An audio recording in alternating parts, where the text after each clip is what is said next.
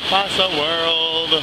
I'm at Agua Azul in like an hour and a half outside Palenque, Mexico. Guatemala is not too far away. And that's going to be west. I'm all turned around somewhere that way. I'm not sure, but here it is. It's beautiful.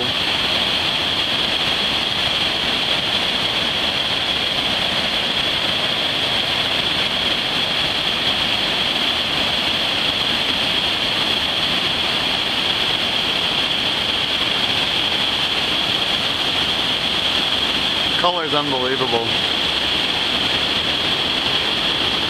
So I was out on that raft over there, and I wanted to get across that water over here, just past it a little bit, down further, like there, to get into these rocks, but I got yelled at. Not a surprise. But hopefully I'll get to those rocks. There's some people swimming all the way down, so I think I'll just swim up the left side there. But this is gorgeous.